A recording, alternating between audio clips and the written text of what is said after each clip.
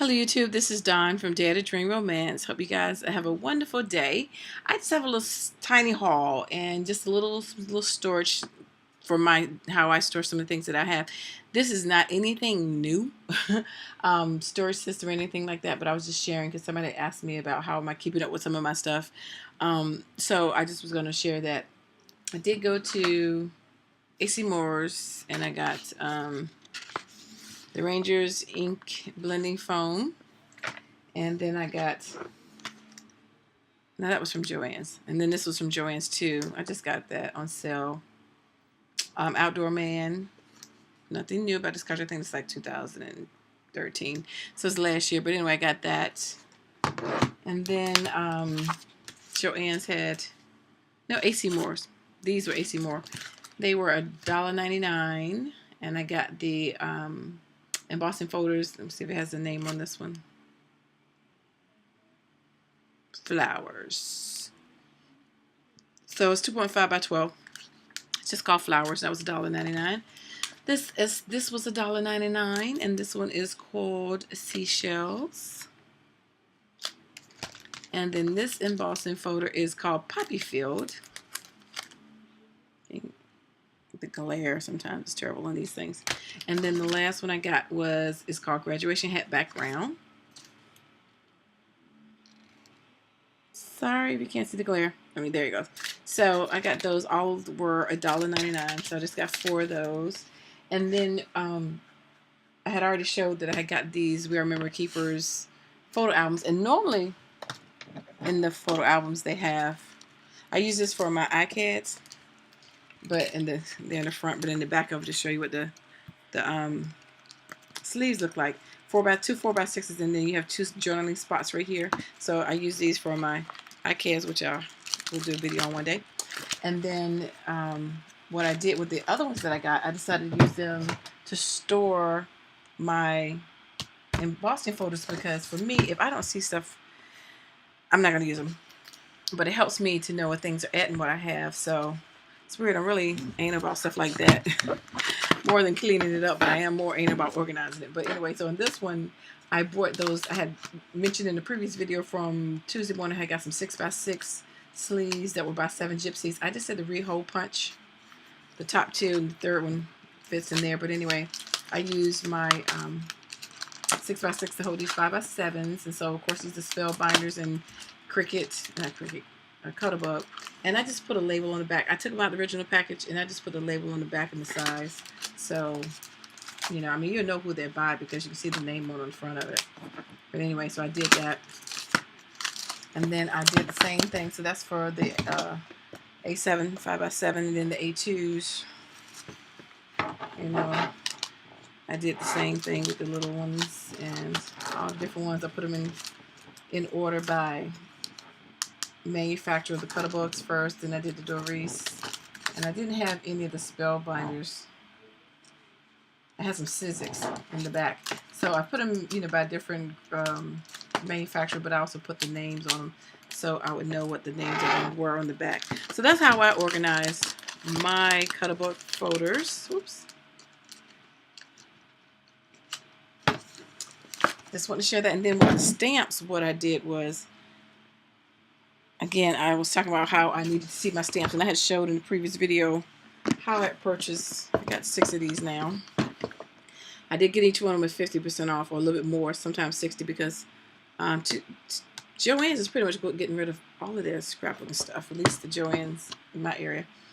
But I got these to store my stamps in, and they have 16 sleeves, and I'm sure everybody's seen these.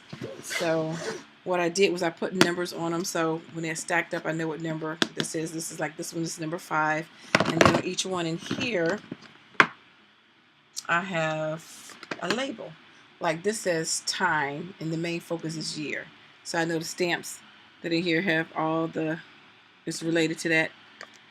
And on the inside, what I did was, I have an index card stamped out with all of the images and then the total number.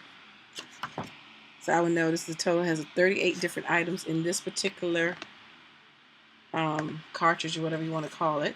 So I know if anything is missing. And then I have a duplicate of that same index card inside of a folder, which I'll show you in just a second. And then I have them, all 6 of these, in alphabetical order. And then, of course, after I alphabetize some, I bought some more stamps. So numbers like this one, it went all the way up to the W's, and then I just added some extra ones. But these, I'm not carrying the last ones if they're not in alphabetical order. But they are labeled so I can figure them out. And what I did was they are in a corresponding matching notebook.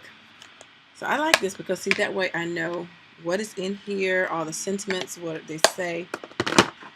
And the reason why this is labeled as number 5, so I know how to get it. So when I have my master notebook, which I got this one, had Michael's had that 70% off. I got this for $2, I think, and $2.50 or something. Anyway, so in here I have my index cards, and I have everything stamped out. And then, like right here, that says 1. So I know this is going to be in the big unit like this. This is labeled number 1. Okay. And I had them from the first sleeve all the way down to the number 16. I didn't even number these, but I put, like, if it's 1 index card inside of that cartridge, or if it's 1 of 2. Like this has 2 different index cards because it's enough images that it wouldn't fit. So I would know that if it has 2 index cards, the total number in there, like this has 26 images.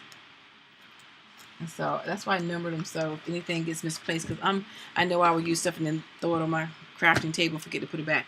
But that way I can remember which folder it goes in and how many pieces in there, so I can make sure that I have everything. So this just kind of, you know, helped me out to know what images I have.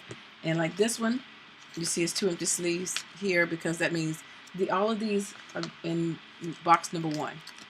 And then it starts with box number 2. And then that ends like right here. That's 3 left over there. Then this starts number 3. So I know which number to go to when I'm looking for a stamp or sentiment, and I can go find it so much quicker. And I try to group them by categories so that it's easier to even find them. So for me, it takes a minute to go stamp all your stamps. The only thing I hate about it is when you got a new stamp, you haven't really used it, but you got to stamp it on this. But I like that because then I can kind of see the image, how big it is, how it's going to look before I even use it. So for me, that helps to do that. So that's every time I get a stamp set, that's what I'm doing. Now with my blocks, my block stamps in the back, I haven't done that yet. That was just with my cling red and the clear, the cling, and the red rubber stamps are in those. Now with my block stamps, I'm going to do that next. I'm just going to take a 12 by 12 white cardstock and stamp both sides of it, because I had those in those black trays, which when I do that I'll show that so you can see, but it's very similar. But anyway, those in the black trays, that I got those from Tuesday morning, and I wish before I started making this video that I had it over here, put it on the other side of the room, and I don't feel like getting up. But they lay in the tray. And so I want to be able to stamp all those out too before I can enable my trays so that I can go get them quickly. So that's how I store my stamps and my embossing folders. And now I've got to figure out how to store my new, I have some more die cuts. I have to figure that one out yet. I haven't done that. But anyway, so that's just a little quick update. Thanks for watching, you guys. And you guys take care. Bye-bye.